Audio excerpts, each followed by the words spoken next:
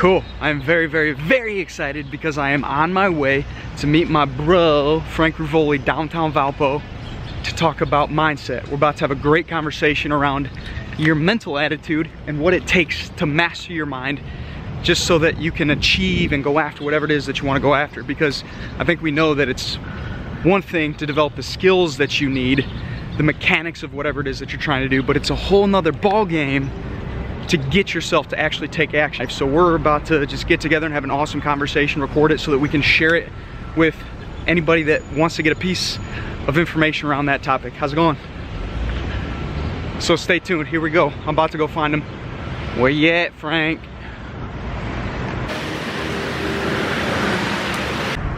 I found him. I found Mr. Frank Ruvoli. There he is. Already recording. What's up, bro? Always recording. What's up, man? Good to see you, man. That Dude, shirt. I almost wore my light jeans. Really? I Yeah. love that shirt. Thanks, bro. No thoughts. Speechless. It's amazing. That's me. Tea Fizzle? Yes, please.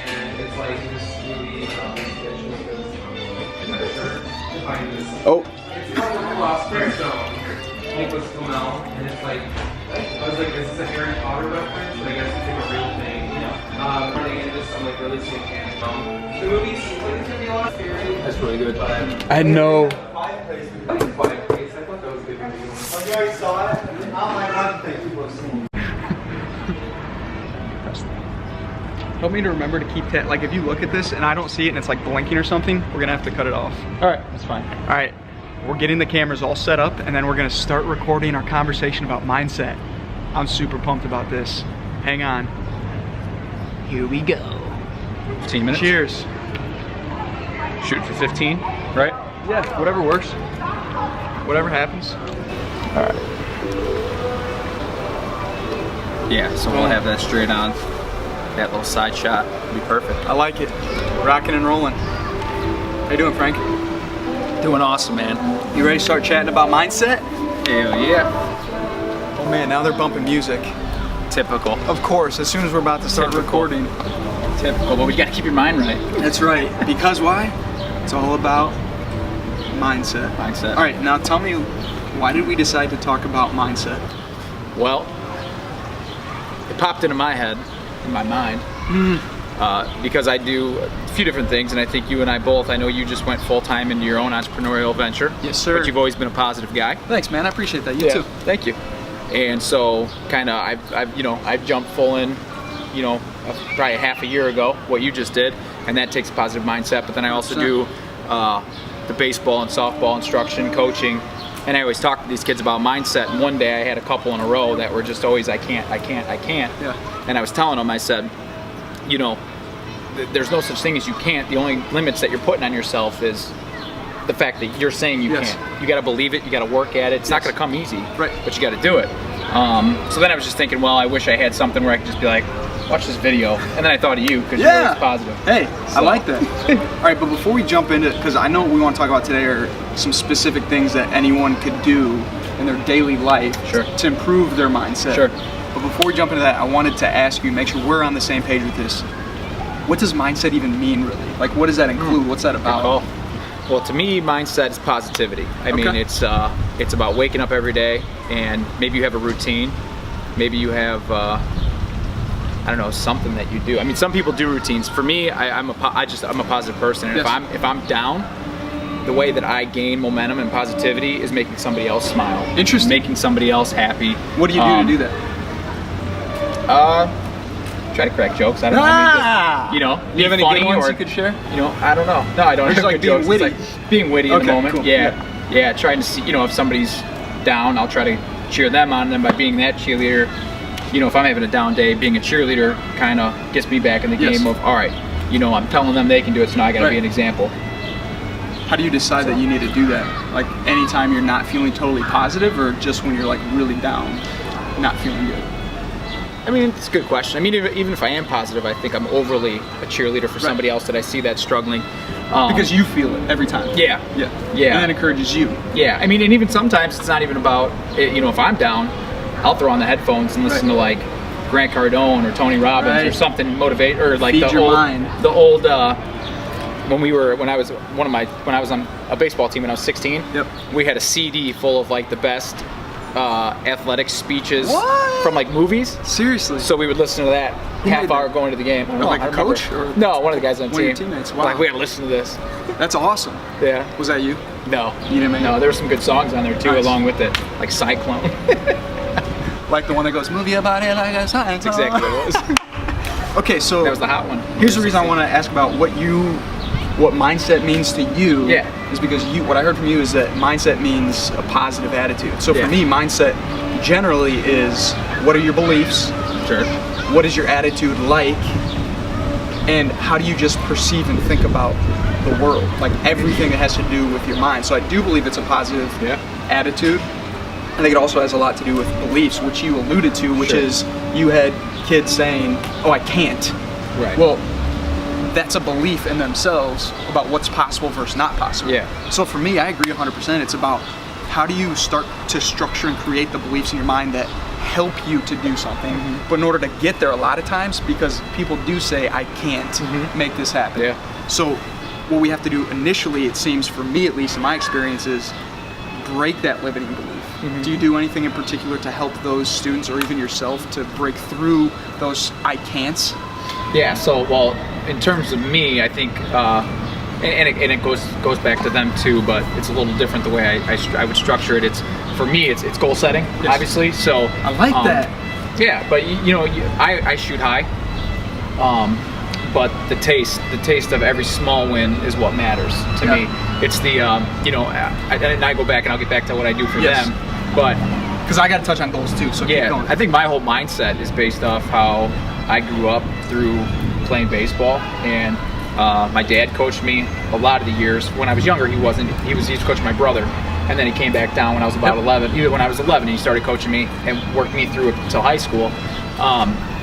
But my brother, who was a natural athlete, he could pick up any sport and he'd just be good. He was fast, he was strong. Sounds like me. Yeah, just like you. I mean, you are a natural athlete. I remember playing you in IM football. I couldn't. You heard it here first. Yeah, we went to college together. So That's right. So yeah, I mean, and when my dad came back down to coach me, he goes, hey, listen, he goes, and at the time I was 10 years old. I was chubby, slow, No way. uncoordinated. Absolutely. No, you are not. Oh yeah. Really? Oh yeah. So he told me, I remember it vividly. We sat down in the basement. He said, listen, he goes, I know you love baseball. He goes, your brother's going into high school, so I can come back down and coach you. If you really love baseball that much, and you want to be good, and you want to make all-stars next year, and you want to do this, you want to play in high school, you want to go to college, he said, I will spend all the time working with you. He goes, I'll spend all the money going to lessons with you. He goes, but the thing is, you got to work hard. He goes, I've already coached, your brother's age group. He goes, I've seen it. There's been great kids when they're young. They get in their head that they're great. They get older, they get passed up. He goes, you can work hard, you can not be good now, and you could end up being, 100 times better and achieving your goals all through hard work. So he put that in my mind. And a lot of times, if he saw that I was kind of getting laxed or leaning back, he'd say, hey, listen, if you stop working, there's somebody else working harder to take your spot, pass you up. So I think. And it always comes down to your choice, right? Yes. It's not like he said, hey, you have to do this. He said, hey, you have two options here. Yeah. Rock and roll, full throttle, make it happen. Choose that attitude, decide that's the path you want to go, take control, or don't. Right. But both are a choice, and you had to ultimately make that decision, and that's part of creating your mindset. Absolutely, too. yeah, that's a good point. I actually never thought of that. Thank you. See, I bring up some good points. yeah, I actually never thought of that point of it, but you're absolutely right. And I think that goes into everything that I've done now. I mean, obviously, when we got out of school, we graduated at the same time. When we got out of school, I went into the workforce and worked some jobs I didn't really like. Barely, by the way, barely got out. Continue.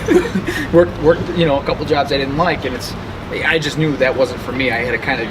I've got a more creative mind, so I had to do what I do now and work more with people directly. You're not much of a people person, though. Like, you don't have much of a personality. No, I'm very monotone. Kidding, man. I just got yelled at the other day at a restaurant because I was having a full conversation with our waiter, and I was told that I can't ever let people walk by without having a conversation. But as we sit here in the park having a full conversation, Literally, we had like 5 conversations before we even got over here to start recording. Yeah, that happens though. That happens. So. But yeah, I mean, it's all the small wins, and I think you keep pushing forward. You have your idea of what you want, but man, I mean, just going from you know, let's take how I do music. So I picked up the guitar, never played guitar in my life. Yep. Started learning off YouTube. Yep. I just wanted to learn one song at a time. Well, then I started learning cover songs, started doing that. It's like, all right, well, it'd be cool to write my own songs, you know? So then I started writing my own songs, and, you know, not all of them were good, you know? Still, you write songs that aren't that good, but when people are like, oh, that's a great song, I love that. That's cool. That's like, encourages then you put a bunch of songs together and create an EP or an album. And the next What's thing you know, an EP, by the way? What's that even mean? Anything less than an album. Okay, got it. So you have your single, your EP, your album. Okay. Really nowadays it's all about singles and EPs because people are just throwing, you know, everything on streaming and Spotify. Right. But yeah, I mean, it's the small wins that add you up to your goal. So every taste of a small win I get, it could be me reaching out to somebody that I respect and is famous, and I get an email back, which has happened to me a few times. That's like, holy crap, I'm on the way to where I need to be, because why are these people even responding to me? So it's just like small wins like that keep me going. And you get excited and encouraged by that, and that really fuels your positive attitude to keep you going in that direction. Yeah. Yeah, now for the way that I coach it with the kids, it's kind of similar, but I cheer them on heavily. Yes. So one of my guys just told me yesterday, he said, I really like practicing with you because you don't ever yell at me. He goes, all my coaches, a lot of my other coaches yell at me when we do something wrong, even if it's small. He goes, whenever we do something wrong, you ask us what we did wrong. And which I try to do, because to me, I think... So that they recognize it. Yeah. To me, I shouldn't... You know, I mean, it's great if they stay with me forever and ever, but my goal is to give them all the tools that they need to teach them the right way, and then have them understand and feel like, hey, if I have a bad swing, I know exactly what I did, the way I hit that ball. My goal is to teach them so they don't need me anymore. I want to give them all the opportunity to be the best. So he said, he goes, you know, you ask us what we did wrong. I'm actually learning from you. And when you do something, when I hit a ball great, you're going nuts. So what's awesome about that is I don't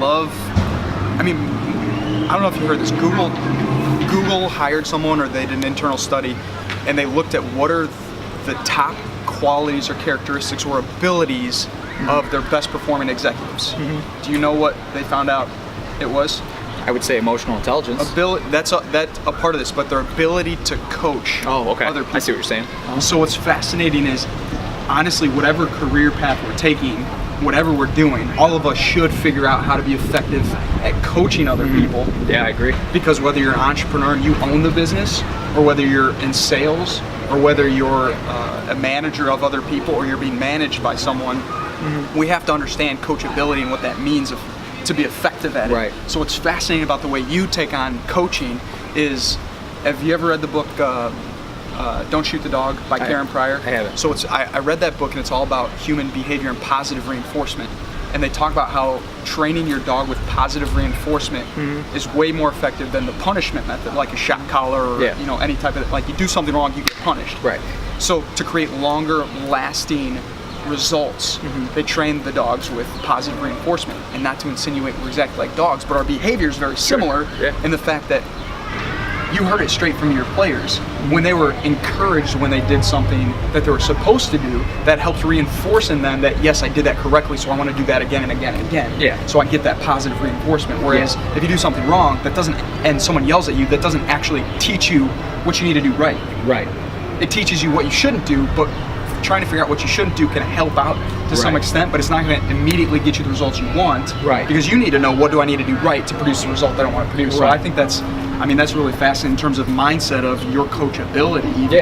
And how you get people to produce better results. Yeah, and you talk about the negative reinforcement, that only makes kids especially, but just all of us, we're all human, makes us scared. Sure. Makes us scared, so then we don't want to perform. Don't try. We don't want to push those limits. And I think that's how a lot of people get to the situation where they don't think that they can do it, because at some point in time, you know, they've had someone that they respect and that they love, or whatever it may be, you know, whoever it was, just got down on them, down, and just knocked them down. Now, for some people that works to an extent, but it can move you sometimes, but how effectively?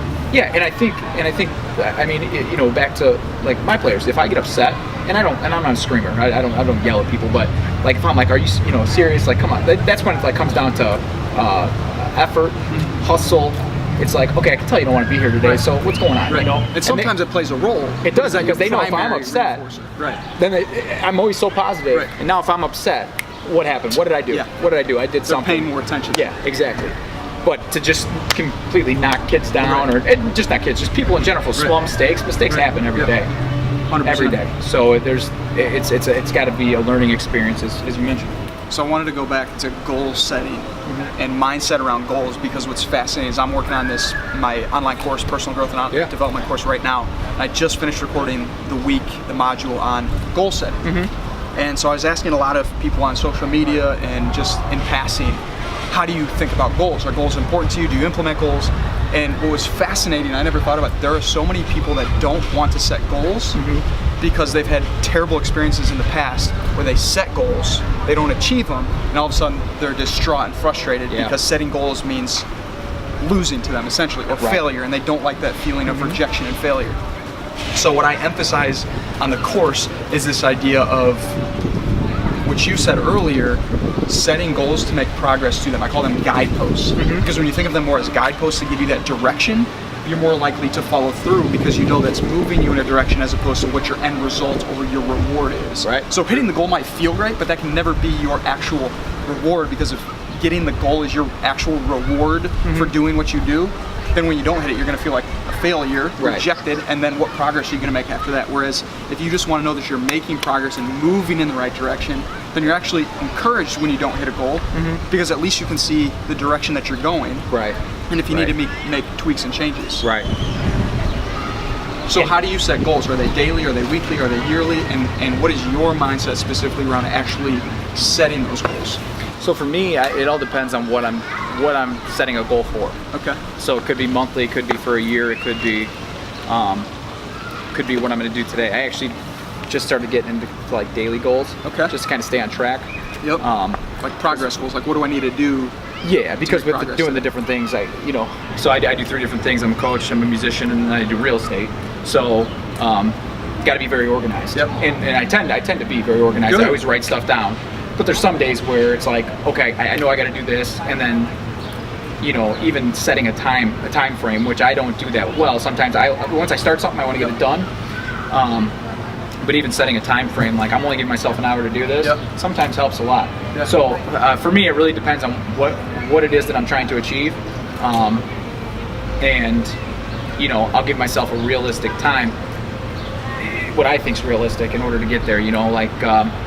Monetarily, if we're talking what I want to make, obviously it's going to be my year, but then I will break that down into months. What do you need to make in a month to get that yearly goal? And then I'll break down everything I do in order to say, okay, well, if I can do this, I just started this venture, so I got to work that up. So maybe just make sure I can stay here, which actually I started doing that last year, and I found that helped me too, because that keeps me on track of, okay, I stay on top of my people, I stay on top of my business, and my, doing things like that. Or you do clients. Like I always used to do coaching just kind of like as like a referral basis, because I've done it for years, and I always had people, we've been working with Frank for years, he does it here or there, So last year I was like, I really want to do this more heavily, because there's not a lot of catching coaches around, and I work well with the kids. So that can be like a client goal. Well, I want 15 new lessons. I want 15 new lessons that I can help teach, and so then that changes kind of the way you do it. Like, so I did a free camp, I did some Facebook ads, but just from doing the free camp and then a couple Facebook ads, I got a ton more than I actually shot before. You know what I mean? So I think, to answer your question more simply, and I was rambling there, but no, it was good. But it depends on what you're shooting for. And you got to set a realistic time frame and maybe a realistic number. Now, what I was going to come back to you with the posts. Your what'd you call them again? Your goal guideposts. Guideposts. Yes. Guideposts. How do you know, or how would you suggest? How do I know if I'm shooting too far? How is my goal too to the sky, or how am I setting myself too low? So I believe in unrealistic goals. Me too. Because I think one of the things I did hear from, I've got a friend I met recently actually in passing, very, very successful. He's got business ventures totaling over $35 million of value for him and his family personally. Nice. And so for me, from a business standpoint, he's successful. So I'm like, okay, what does this guy do? And how does he view the world? What's his mindset? And just trying to match and mirror that. And his perspective on goals is, one of the challenges, we limit ourselves with goal setting. Because we don't really know what we're capable of. So when we set goals, if we set them at a level that's easily attainable, then we accomplish them. We're like, oh great, I'm successful. But in reality, we could have accomplished 10 times that. So when I think about goal setting, I think about it more of like, what's my 10-year? Like, what do I want life to look like in 10 years? It's more of a vision out. And I just paint this extraordinary picture of what I want to be doing, what I want life to look like, what I want it to feel like, where I want to be living, and things like that. Just anything about it. Yeah. And then I say, okay, based on this, what are the goals financially with my family, with my friends, with my community that I need to accomplish or get after in order to make that happen? So my guideposts come from knowing the end result. Yeah. Or as Stephen Covey says, start with the end in mind, right? So knowing where I ultimately want to be, and then plotting those guideposts so that I can get there. So those are anywhere. So I set the 10-year or 20-year vision, then I come back and I say, what's my 10-year goal for family, for relationships, for friendships, for community, for financial, for business? Then what's my 5-year in all those categories? Then what's my 3-year? Then what's my 1-year? Then what do I need to do, like you said, in the next 6 weeks? And then from there, what are my daily habits and activities to start moving in that direction along those guideposts? What I want to ask you then, and maybe we can wrap this up, put a bow on it. What are your... Like a present. Exactly. But real quick too, and I agree with you on the 10 times, because I'm a big fan. I watch a lot of Grant Cardone. Yes. And 10x. I think he's hilarious. 10x. I think he's hilarious. Let's 10x this thing. But he's absolutely right. Like, but he's successful. Don't sell yourself. Don't sell yourself short. Right. You know, I mean, 10x it, and like he says, I mean, you know, you'll set a goal, 10x that, because you won't believe that if you would have just went your one goal, that you, like you just said, you just wasted all the potential that you had. Actually, in my course, I literally said set a 10-year goal that you think you could make, and then 10x that, and then base your 5, 3, and 1 year goals off of that 10 times 10-year goal. For that exact reason, to make sure that you're expanding what you can actually make happen. Right. Knowing that your worth or value is not in the achievement of those goals, but in the progress you make towards them. Yeah. What are 3 practical, tactical tips, tools, or tactics that people could use immediately on a daily basis to produce better results with their mindset, or building or constructing or creating that mindset that they need to move towards the things that they want to have? Okay. Well, there's 3 that come to mind. I don't know if they're actually practical. No, that's perfect. But when you ask me that, the first 3 that come to my mind, number 1 is writing your goals down. Okay. Daily. Okay. Or, I mean, it could just be, I mean, if you have something that you want to do in a year, write down a piece of paper, leave it, but make sure it's visual. Okay. So you can see it daily. Yes. Now I write like my tasks and what I want to get done every day, or week. You know, like if I want to shoot a video this week, like which we're doing. You know, that's definitely on my list, and I see it. I know that I got to get it done. Luckily, you know, you and I we scheduled the time and things like that. But if you do a video by yourself, I'm not so much of like, okay, I'm going to shoot a video here at 12 o'clock if I'm doing one on my own. I'll just make sure it's on the list, and I want to get that done this week. So number 1, writing your stuff down. Number 2, it's a little bit more practical. I would say surround yourself in a positive environment. Yes. What do you mean by that, Frank? So I think that's actually going to be one of mine. It's a secret. Oh yeah. Sorry, continue, and then I'll talk about mine. When you're around negative people, it's brutal, and it brings you down. And even if it might not be the people around you, but if you aren't happy with yourself, if you're not happy with what you do for work, which I've been there. It's not the people. The people are great that I was working with. I just the work itself. Yeah, I didn't feel like I was living up to my potential. So because of that, I was always mad. I was mean to the people that I loved, and it took a toll on me because I was just, you know what I mean. And so I finally made the decision, and I know it's not easy to do because when we're out of college, your parents are telling you to stay. You got a good job, stay there. And so to me, I said, okay, well, if I lived in a world by myself and had no connections and I was trying to make my own way, what would I do? And it's everything I'm doing now. You know what I mean? And it makes me happy. So I had to come to those terms and say, hey, listen, I love you guys, all of you, but if I was here by myself, this is what I would do. You know what I mean? So I'm only doing this to please the people that are telling me you're not making a smart move, but in actuality, because really you're fulfilling yourself in a way that allows you to serve and deliver other people better going forward anyways. Yeah, it's been the best move I could have made. And everybody, and you talked about mindset and environment and things like that, or I mean, we're talking about mindset, but environment and the way you, your belief of the world, I think you said, right? So everybody's got a different belief of the world, so it doesn't work for other people, right? Like you can't tell me what I should be doing because my mindset, you look at worldview's different because of your experiences. I mean, even siblings from the same family all see the world differently. 100%. Right? So, I'm not a big fan of pushing people. You can always give your knowledge and your teaching things like what we do, but But yeah, so positive environment. So I got off track there for a second. good. So writing down positive environment and make sure you can stay positive because it's only going to uplift you. And the third one I would say is visualize your goals. Visualize it, and I literally mean maybe closing your eyes or thinking about it so much that you dream about it. Because when I was a player, and by a player I mean when I was playing baseball. When I was a player. When I played. Heck, when I was a player. Well, I was thinking player coach, So when I was playing baseball, when I got a little older, I can't remember who told me to do this, but it worked. It was great because he said, like big games and stuff, you gotta think about it, close your eyes, you gotta visualize it at night when you go to bed. Think about being under the light, like get so detailed about it. You know what I mean? You're up, bases are loaded, you can smell the dirt, you can, you feel the batting gloves, you're under the lights, it's a beautiful night, game's on the line, you know what I mean? So you're already in that, when you step in that box, you're not shaking. Right. You're not shaking nervous because you're like, man, I've been waiting for this for 2 years. I've been thinking about, like, I'm ready, let's go, you know what I mean? I've lived this out, actually. Yes, and so same thing, I mean, like for music, I'll dream about opening up for Dave Matthews or something, in front of a huge 40,000 people. Like, I see it, and love it.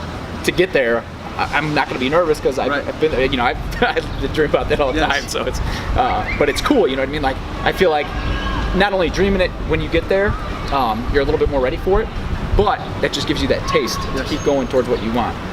So, yeah, write down positive environment and visualize where you want to go. Beautiful. Think about it. Internalize it. Love it. So those are definitely 3 that I would suggest. I think the first one is 100% surround yourself with the right people. Spend time with the right people. By right people, I mean people that have that positive mindset, that encouraging mindset, because it is so easy to get around people that you just know for so long that you're comfortable with them, but they're not encouraging you, challenging you, and pushing you to go and do more. And if you really want to create and build an extraordinary life, not just for yourself, but for the people in your family, your community, the other people you can actually serve by doing the work that you do, you've got to elevate yourself every single day. So I think the second way to elevate yourself every single day, elevate your mindset every single day, is to spend time reading or listening to personal development, just encouraging, inspiring words. And it's not like this rah-rah, like just get yourself pumped up every day. And that could be part of it, but more so just feeding your mind encouraging things so that you actually get yourself to move and take action. Because we can sit here and think positive all day long. But unless we do something with it, it's not going to make any bit of difference. I agree. So 100% feeding my mind every single day with at least 20 minutes in listening to or reading a book, or watching a YouTube video, or having a conversation like this with a friend. I think when you can go deep into conversations like this, it feeds you even more because you're actually really proactively thinking about what's going on, as opposed to like when you read, which is great. Reading is phenomenal, but you don't have the interaction to bounce ideas and get new perspective. Like when we started, it's like, oh, I didn't think about that way. Right. So having this conversation, there are a lot of things you're saying that I'll be able to go back and watch and listen to, and I'll pick up and say, that's really fascinating, that's interesting. I've never had that kind of perspective on the world before. So when you can have these conversations, you get even more perspective for yourself, and as you broaden your view of the world, you enrich the opportunities and choices that you really have, and what we really are looking for are more choices, because when you have more choices, you have more paths to try to figure out how to get your end result. I think the third thing then is, gosh, I really want to say visualization. It's something that I'm actually really working on right now because I don't do it enough, but I believe in it so to my core that it's unbelievable. So when I played football, I'll give a quick example of why it's important to me. When I played football for like 13 seasons, it was in 6th grade, which was like my 5th year playing football. I had a coach that told us all we needed to visualize every night. He said we should spend 5-10 minutes visualizing, and I didn't do it, but he always said it. Like, so once in a while I would try it, but I didn't do it consistently. And I feel now like if there's one way I could have differentiated myself from all other athletes, it wasn't going to be by pushing more weight or running more sprints or getting on the field and training. It would have been training myself here more consistently, more effectively. And so today, that's one piece of advice I have for whether they're young athletes or just people in business or entrepreneurs or anybody trying to achieve anything is visualize. Train your mind to position yourself to know with total certainty that you can create an outcome. It's not just about dreaming it, it's about building in your nervous system this sense of certainty, because when you feel certain about it, you're going to be more likely to actually go and take action to make it happen. And the action's what produces the results. Yeah, and it already feels true to you 100% on the inside. So when you actually get out, you know, to somebody, I mean, it even comes down to visualizing, you know, your end dream goal. Yes. You know, like my example was playing in front of thousands of people, or I mean, just even if you're in sales, making a sale. Okay, let me visualize what a conversation is going to be like. Okay, what are these objections I'm going to, you know what I mean? And you're literally sitting there in front of a client trying to make a sale in your mind. And when you go in, you're a little bit, you know, it takes time, but you're a little bit more ready than you were last time. And every time, you know, just you're so, because you're there in your mind already. You're there, you've been there, and you're ready to go. So visualization is great. I mean, it's just, like you said, it internalizes it to a point that a lot of people, would you agree doing it every day is vitally important? Yeah, I would say so. And I don't do it every day. Neither do I, love to, that's the goal. That's what I'm working towards to make happen for sure. Oh, yeah. I do. I think that's so powerful. Yeah, absolutely. It's not rah-rah stuff. It's like this legit, practical thing you can do to propel yourself forward. Yeah. I just believe it. Propeller. JJ Dude, this was awesome, by the way. Yeah. Thanks for having me out in Valpo. Thanks I'm a Crown Point guy. Yeah, thanks for coming downtown, dude. This is phenomenal. Yeah. We need to do this more often. Yeah, absolutely. If you enjoyed this, could you let us know? By any means, leave us a comment, send us a message, hit us up with a phone call, send us a pigeon carrier note. I don't know. Yeah, absolutely. We really want to know, because I think we should do this again. Slide in the DM. Yeah, I think we should definitely do this again. Yeah, it was awesome. Want to get lunch? So, yeah, let's do it. Oh, man. All right. Sweet. Frank and I just wrapped up recording an awesome conversation about mindset. I'm super pumped to see this video come together. And now it's lunchtime. So we're about to go get some good food. Right, Frank? Oh, yeah. Oh, there he is. Let's go. Oh, what did you like best about that conversation? Please tell me in the comments below, because I definitely want to know what's helpful for you so we can keep bringing you even more awesome content on a regular basis. What was your favorite part about that conversation on mindset? I think the fact that you brought new light to my world. What? No way! You know my favorite part? What is it? My favorite part was when Frank said I was a natural athlete. Yeah, well, you were. And he could tell by I Am Football. No big deal, just want to make sure you all caught that. Yeah? Well, that's why I didn't say that was my favorite part, because you beat me every time. Oh, that was funny.